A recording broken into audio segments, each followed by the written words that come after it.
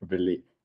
Okay, so there will be people watching this video and wondering if they can implement this in their own business. I mean, what specific types of businesses do you recommend Ultravox for today? Is it only for massive call centers, or is it also suitable for small local businesses?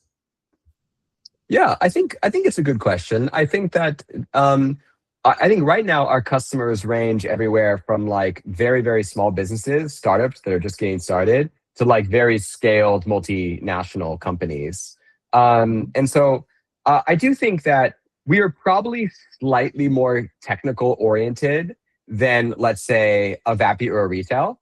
And so it tends to be that like the startups who use us tend to have like engineers, and those engineers will build against us.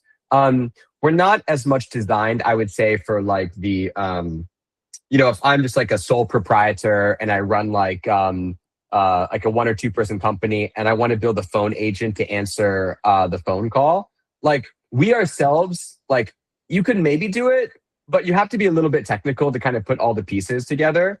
I think we've come a long way in allowing you to design your agent, build your agent, prompt your agent, test your agent, like all inside of the platform. But there's a little bit of work to do to still connect it into like your telephony system, as I think you know, and like your phone calling system. And so, and I think this is just like by design for us. We tend to focus a little bit lower in the stack because we do so much like in API land and stuff like that.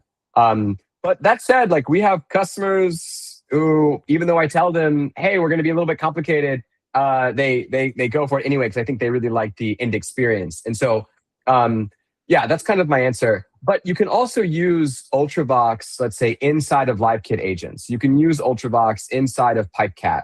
And so you don't necessarily have to go through our systems if you don't want to. I mean, you will go through our systems, but like LiveKit and Pipecat have done some nice abstractions to make it easier for you. And so that's also another great route for people that like that are a little bit less technical, let's say. Even if you have like an basic knowledge, you can even connect Ultravox with That's right, videos, for sure. Because at the end of the day, like it's actually quite simple, I would say, from an actual implementation standpoint.